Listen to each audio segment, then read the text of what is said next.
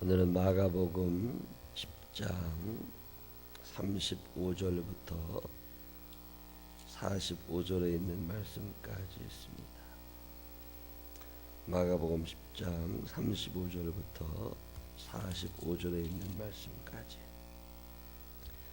세베대의 아들 야고보와 요한이 주께 나와 여짜오되 선생님이여 무엇이든지 우리가 구하는 바를 우리에게 하여 주시기를 원하옵나이다. 여짜오되 주의 영광 중에서 우리를 하나는 좌우편에 하나는 좌편에 앉게 하여 주옵소서.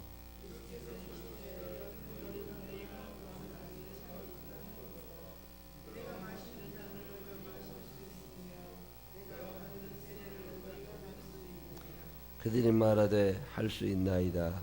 예수께서 이르시되 너희는 내가 마시는 잔을 마시며 내가 받는 세례를 받으려니와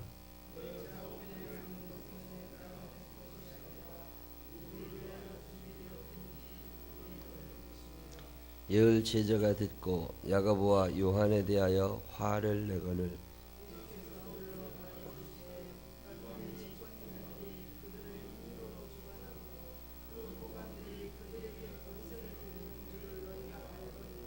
너희 중에는 그렇지 않을지니 너희 중에 누구든지 크고자 하는 자는 너희를 섬기는 자가 되고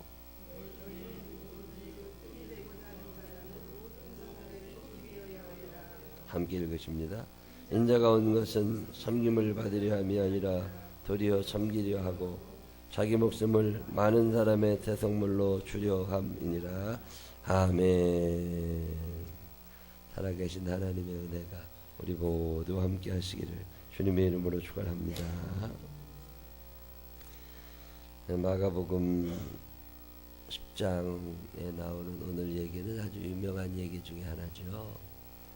예수님께서 지금 예루살렘을 향하여 움직이고 계세요. 그 당시에 많은 사람들의 생각이 예수님이 이제 예루살렘에 올라가시면 로마 정부를 무너뜨리고 헤롯 왕이 만든 정부를 무너뜨리고 그리고 왕이 되실 거다. 이런 생각들을 많이 가지고 있었습니다. 그 예수님께서 예루살렘을 향해서 움직이시니까 예루살렘에 같이 가서 뭐인가의 한 자리를 하고 싶은 이 개국공신들 뭐 이런 거죠. 그런 사람들이 되고 싶어서 많은 사람들이 예수님에게 붙어서 이제 따라다니게 되는 거죠.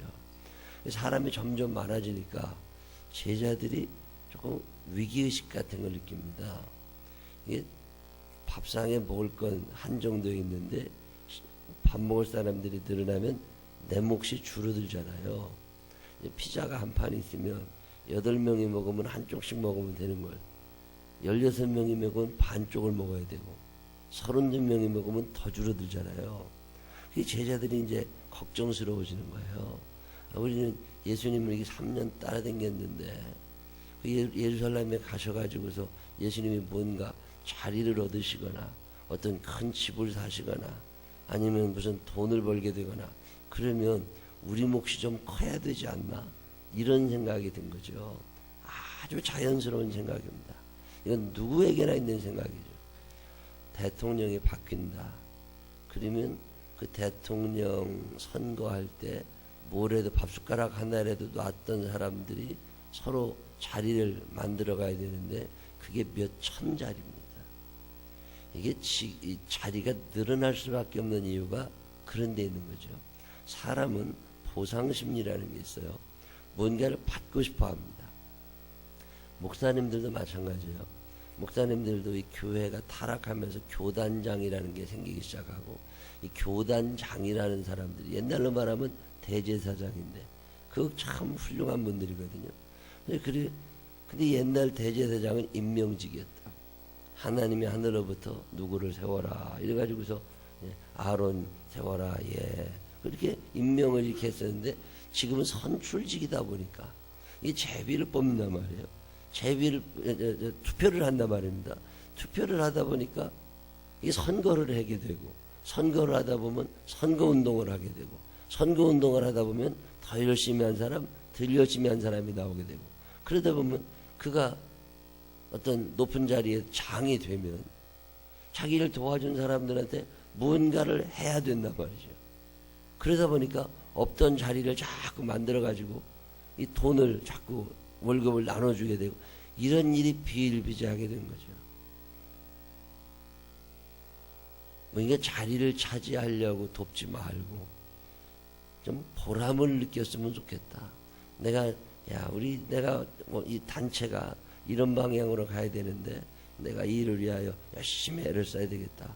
열심히 자기 돈 들어가면서 애를 쓰고 그리고 난 다음에 뭐 무슨 자리를 요구하지도 않고 근데 그게 쉽지는 않은가 봐요. 그게 쉽지는 않은가 봐. 사람 살아가는데. 지난번에도 우리 이 기독교 대학 감리 남녀회라고 그러는데 여기 감독 선거를 하게 되면 그 목사님들 중에 우두머리 목사님을 뽑는 건데 무슨 결정을 할 수 있는 A라는 목사님도 나오고 B라는 목사님도 나오고 근데 이제 제가 신사를 많이 진 분이 이제 후보가 나왔어요. 근데 내가 그 뭐 모임에 오라 그러면 제가 바쁘니까 잘 안 가는데 내 생각에 그래도 우리 나랑 가까이 지내는 요 동네에 있는 목사님들이나 언제 밥이라도 한번 좀 샀으면 좋겠다. 근데 그냥 만나러 다 모아가지고 제가 밥을 한번 산 적이 있어요. 그렇다고 그래서 선거 이렇게 나온 사람에게 가서 무슨 돈 달라고 그런 거 없다고. 그것 자체가 내가 그분을 위해서 할 수 있는 일이다. 왜? 내가 신세를 많이 졌거든. 내가 어려울 때 그분이 나를 도와줬단 말이야.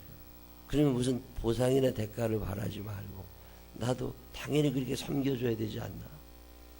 근데 사람들이요 뭔가 자꾸 바래요. 그러다 보면 부정이 나오게 됩니다. 그러다 보면 비리가 생기게 돼요. 뭔가 바라는 사람이 없으면 부정을 저지를 일도 없습니다. 근데 사람들은 늘 뭔가 대가를 원한다고. 예수님 당시에도 예수님의 제자들 중에는 뭔가 대가가 좀 있었으면 좋겠어 나한테. 그 제자 중에 제일 예수님과 가까운 사람들이 야고보와 요한이에요. 예수님이 뭐 정확한 무슨 문건 증거가 있는 건 아니지만 예수님의 어머니 마리아와 야고보와 요한의 어머니가 이게 언니 동생 사이였대요. 그러니까 이게 이종 사촌지가 아니라 이모 아들이야. 이게 뭔가 이렇게 친척이야. 살던 동네가 가까워. 그 예수님이 예루살렘을 향하여 이제 가시니까 만약에 예수님께서 예루살렘을 등지고 저 갈릴리로 다시 가신다면 이런 일이 안 일어났을 거야. 근데 예루살렘으로 가시니까 거기 가면 혹시나 뭔가 돈이 되거나 높은 자리에 오르거나 그러지 않을까. 그래가지고 제자들 둘이 먼저 선수를 치러 온 거예요. 다른 제자들도 많고 예수님 따르는 사람들도 많지만 우리 둘이 특별히 그동안 공을 많이 세웠으니까 예수님이 예루살렘에 가시면 그래도 우리를 무시하시면 안 됩니다. 우리한테 뭔가 떨어지는 게 있어야 됩니다. 뭐 이런 얘기를 하는 장면이에요. 그래서 예수님께서 그 두 제자에게 왜 그런 생각을 하는 거냐 이러면서 무슨 말씀을 해주시느냐면 인자가 온 것은 섬김을 받으려 함이 아니라 섬기려 하는 거고 자기 목숨을 많은 사람의 대성물로 주려 합니다. 그러니 너네 그런 생각하지 말아라. 뭐 이런 세상 사람들은 높은 자리를 원하고 대우받는 걸 원하지만 너희는 그렇게 하면 안 되는 거다. 뭐 이런 얘기를 해주시는 게 오늘 성경 본문에 나와 있는 이야기입니다. 참 중요한 가치예요. 우리가 인생을 살면서 돈이 제일 중요한 건 아니거든요. 돈 많다고 행복한 거 아니고 돈이 있다고 보람 있는 거 아닙니다. 이 자본주의 시대를 살면서 돈이 모든 것의 근본이 되다 보니까 늘 아파트 평수가 몇 평이냐, 그게 얼마나 올랐냐, 맨날 이런 것만 따지고 어디다 투자했냐 이런 것만 따지고 있지 인간이 살면서 그게 그렇게 절대적 가치를 가지는 건 아니라고. 참 중요하게 생각해야 될 것들이 지금 중요하지 않은 것처럼 왜 세상에 자살이 이렇게 많아지고 숭악해지고 비난하고 저는 뉴스를 보고 싶지 않아요. 사람이 악해집니다. 뉴스를 자꾸 보면. 그거 참 이상하죠. 그게 걱정스러운 일도 좀 있고, 뉴스를 보게 되면 아이고 저런 일이 있었네, 저 어떻게 하냐, 이런 염려도 생기고 뭐 이래야 되는데 뉴스를 보면 화가 납니다. 이게 뭐인가 사회가 아주 많이 잘못되어 간다고. 앞으로 우리의 자녀들이 살아갈 세상은 어마어마한 변화를 겪게 될 거예요. 철저한 돈 중심 사회. 어린이날 선물로 펀드를 만들어주자. 그거 좋은 얘기 같지만 아이들이 어린이 시절에 7살, 8살, 9살짜리 아이들이 돈 맛을 들게 되면 친구가 다 떨어집니다. 관계성이 다 깨집니다. 돈의 가치를 너무 일찍 알아버리게 되면 매력, 인간다움이라는 게 없어져요. 이게 뭐인가 가치를 좀 다르게, 참 중요한 건데 하찮은 것이 돼가고, 하찮은 건데 너무 소중해지게 되고, 아 이게 왜 이렇게 되지? 앞으로 미래 사회가 어떻게 될까? 심히 걱정스러울 때가 아주 많이 있습니다. 자, 이렇게 개인주의 사회가 되고 자본주의 사회가 되면 천국 갈 사람이 있을까? 천국 갈 사람 많지 않아요. 교회는 버텨낼 수 있을까? 교회 문 닫게 됩니다.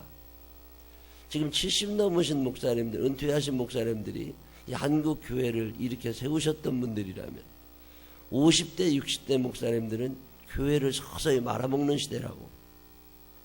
교회 안 됩니다, 이제. 이 거대한 사회 가치를 이겨낼 방법이 없어요. 이 어마어마하게 그런 쪽으로 흘러갑니다. 이걸 교회가 감당할 능력이 지금 한국 교회에 없다고. 그러면 지금 30, 40대 목사님들, 우리 조승희 전도사님이나 박명식 목사님 세대는 당신이 목회하는 교회 문을 닫고 다른 직업을 갖게 될 거라는 거예요. 저는 그거 사실이라고 받아들입니다. 어제도 교육자 회의를 갔는데 목사님들 한 30여 명 이렇게. 근데 제가 굉장히 나이든 편이에요. 그만큼 목사님들이 젊어졌어요. 근데 그분들을 보면 무슨 생각이 나느냐면 저분들은 나중에 무슨 직업을 갖게 될까? 여러분 이런 생각 하세요? 안 하세요? 지금 목사님 신학대학 다니는 사람들이 목회를 안 합니다. 졸업한 다음에 다른 직업을 가져요. 왜? 어차피 다른 직업 가져야 되니까. 교회가 생존 능력 자체가 없어진 거야. 왜 이렇게 되느냐? 거대하게 흘러가는 세상의 가치관을 우리가 이겨낼 능력이 없는 거야. 참 중요한 건데 중요하지 않은 것처럼 만들어버리고, 그거 별거 아닌데 굉장히 중요한 것처럼 만들어버리고, 이게 마귀가 하는 짓이거든요. 이단이 왜 무서운 줄 아세요? 진짜를 가짜 만들어버려요. 천국이 얼마나 중요한 단어예요.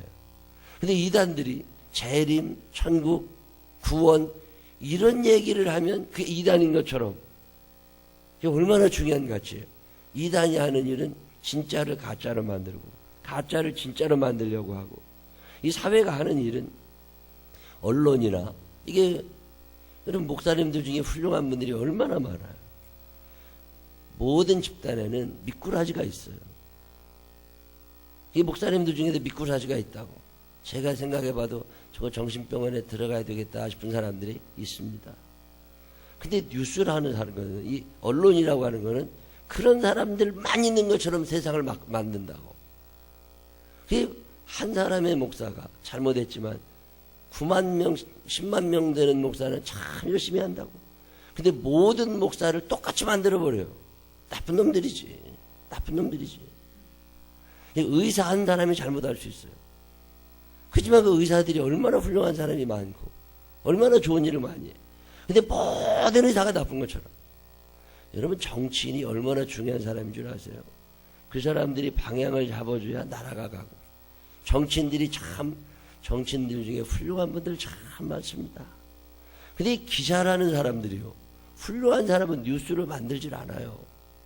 나쁜 사람만 만들어 놓는다고. 자기들도 나빠. 모든 기자는 100% 사기꾼들이고 아주 썩을 놈들이냐? 아니라고. 양심적인 사람은 참 많아요. 근데 사회를 그렇게 몰아가고 있다고. 그러다 보면 아무도 안 믿어요. 그 누구 말도 안 믿어. 누구와도 가까워지려고 하지 않습니다. 이게 얼마나, 그래서 원룸이 생겨나는 거예요. 같이 산다는 것 자체가 이게 두려워. 아무도 못 믿으니까. 이게 얼마나 삭막한 세상이에요. 참 중요한 가치인데 더불어 산다는 거, 그 사람을 존중히 여긴다는 거.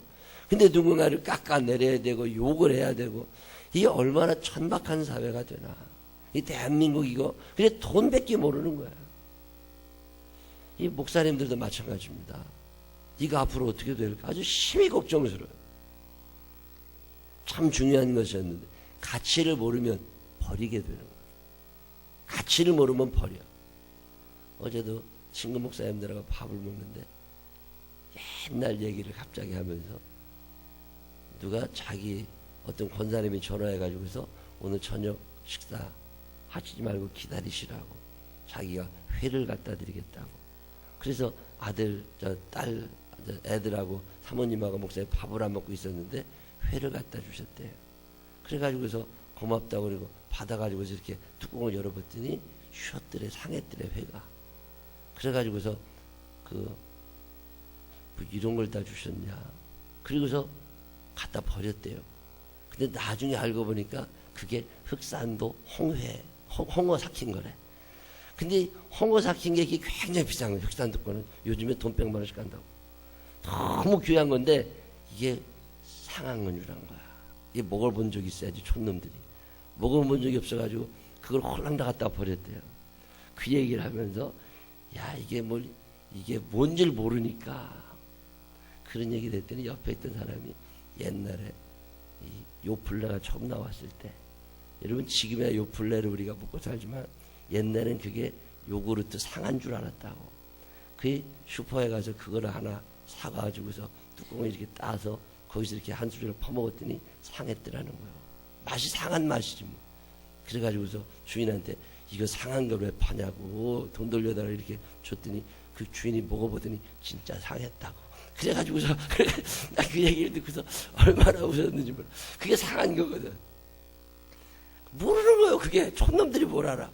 근데 그 옆에 있던 내 친구 목사가 자기 전도사 때 요플레가 처음 나왔대.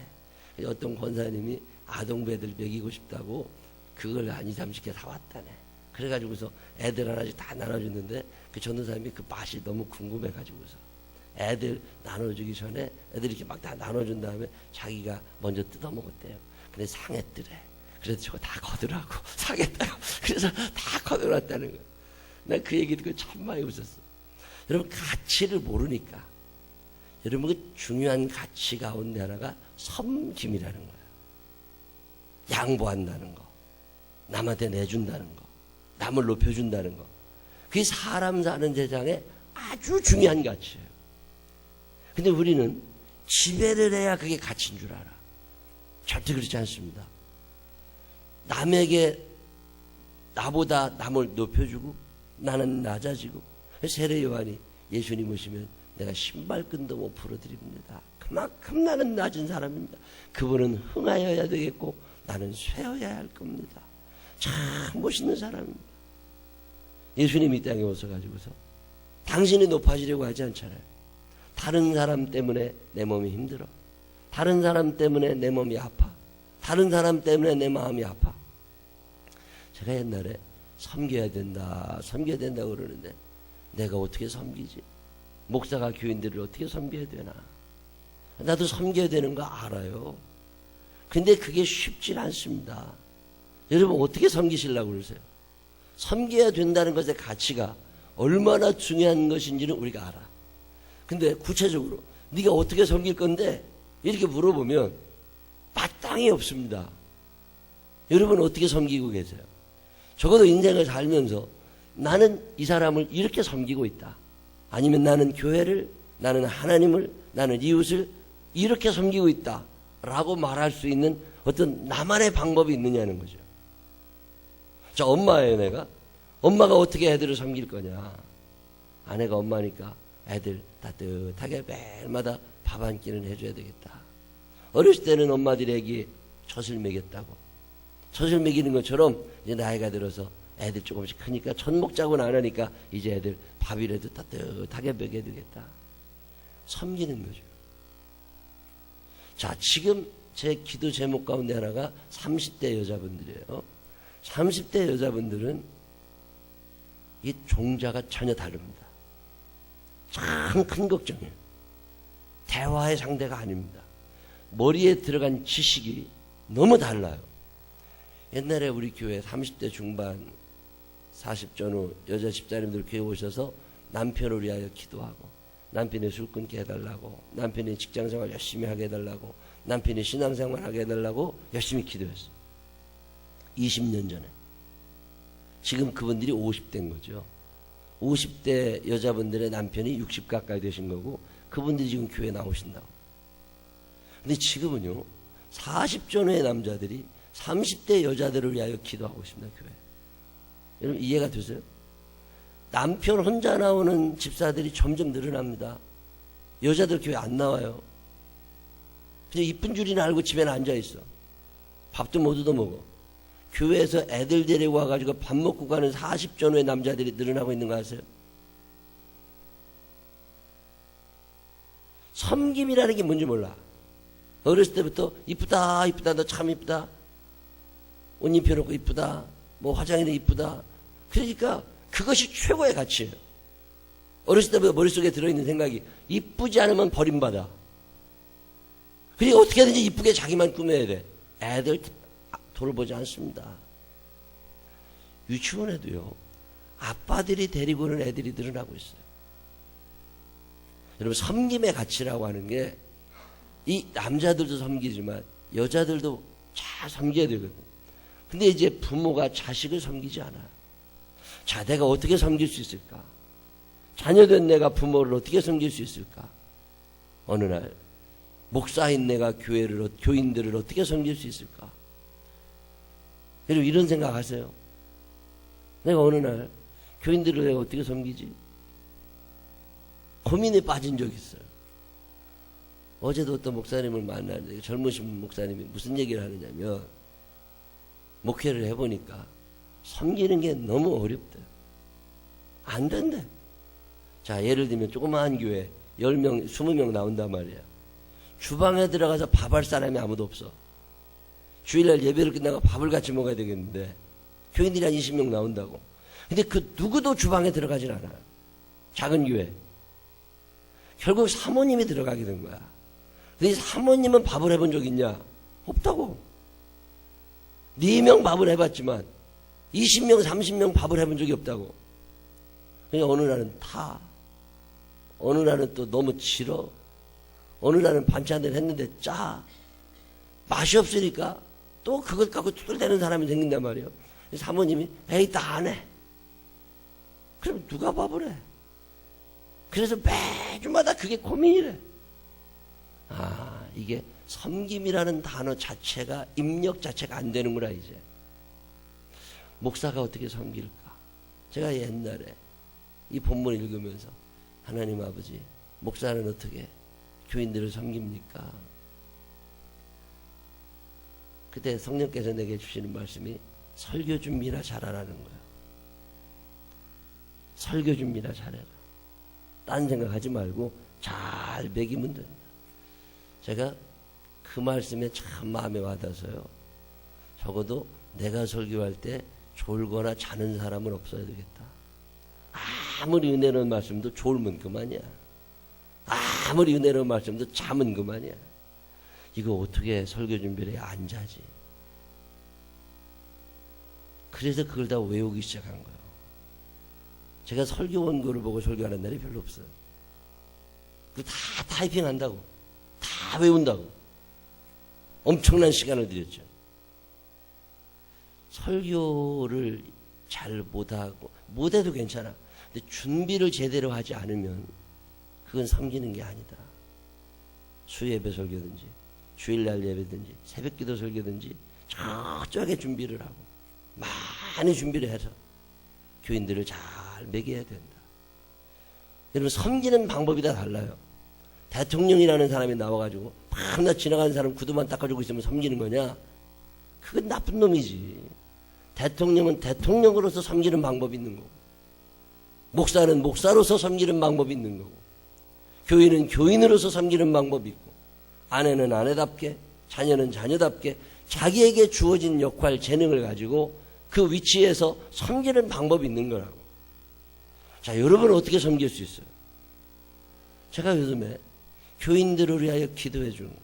열심히 기도하고 말씀 전하는 일에 전념하는 게 사도거든요. 나머지 건 다 집사님들이 했다고, 초대교회가. 근데 목사라는 사람이 설교 준비를 안 해. 목사라는 사람이 기도를 안 해. 그러면 아닌 거지. 목사가 열심히 다니면서 돈 벌어가지고 교인들 10,000원씩 나누죠. 그게 섬기는 거냐? 아니라고. 자기 자리에 따라서 섬기는 방법이 달라지는 거예요. 그게 섬기는 거예요. 자, 모든 사람이 다 청소만 하면 되냐? 그러면 누가 음향을 만지고, 누가 운전을 하고, 누가 설교를 하고, 누가 밥을 해대고. 근데 우리들의 생각에 자기의 위치에서 섬기는 방법을 모르는 거예요. 저 사람 것만 좋아 보이거든. 아니에요. 자, 목사가 매일마다 교회 청소만 하고 앉아있냐? 그럼 설교 준비는 언제 할 건데? 기도는 언제 할 건데? 물론 다 해야지. 다 해야 되지만 내 입장에서 해야 될 나의 섬김의 방법을 알고 있어야죠. 권사님이 교인을 섬기는 것과 집사님이 교인을 섬기는 것과 초신자가 교회를 사랑하는 건 다른 거예요. 그래도 직분이라는 게 있는 거잖아요. 자, 목사라는 사람이 교인들을 어떻게 섬길 거냐? 그것에 대해서 고민해보고 있느냐는 거죠. 자, 내가 교사란 말이에요. 교사가 됐으면 어떻게 섬길 거냐?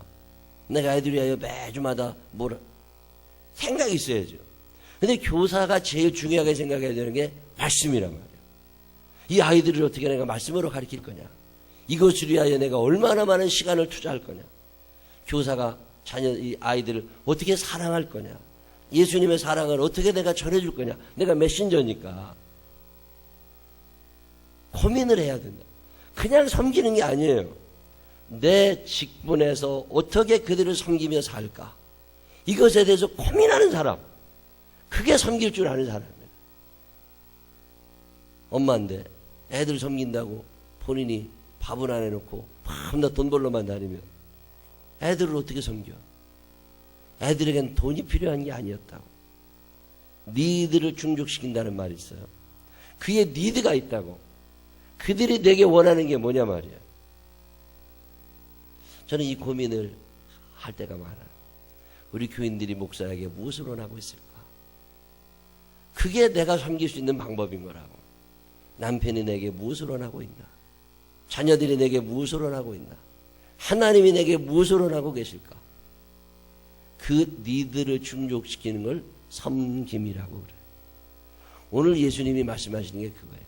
너희가 남을 지배하고 다스리려고 무슨 혜택을 입으려고 하지 말고 네 위치에서, 네 나이에, 네 직분에, 네 경제적 수준에, 네 지식을 가지고 어떻게 섬기는 것이 가장 좋은 것일까를 고민해 보라는 거예요. 여러분 이런 고민 하세요, 안 하세요? 이걸 할 줄 아는 사람이 그리스도인이에요. 이 섬김의 가치라고 하는 건 대단히 큰 거예요. 근데 언제부터인가 이런 가치들이 싸구려가 된 거예요. 참 마음 아픈 일입니다. 앞으로는 누가 교회를 섬기며 누가 이 교회를 지켜나가게 될까? 참 걱정스러울 때가 많이 있어요.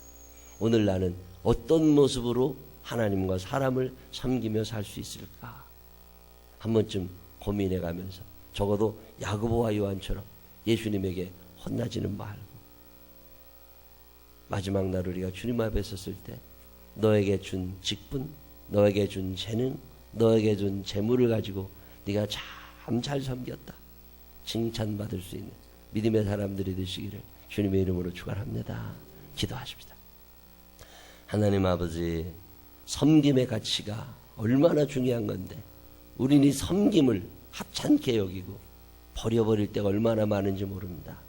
내 나이, 내 직분, 내 경제적인 수준, 내 지식, 내 건강, 이 모든 걸 종합해 볼 때 나는 어떻게 섬길 수 있을까? 한 번쯤 고민하게 하여 주시옵시고 나 때문에 기쁨을 누리는 사람들이 많아지게 하시고 나 때문에 하나님께로 가까이 가는 사람들이 많아지게 하여 주시고 나 때문에 섬김의 길을 걷는 사람들이 많아지게 하여 주시옵소서. 고민하며 살아가게 하시고 생각하며 살아가게 하시고 하나님의 뜻을 한 번 더 생각해 볼 수 있는 우리 모두가 되게 하여 주옵소서. 예수님 거룩하신 이름으로 기도드렸습니다. 아멘.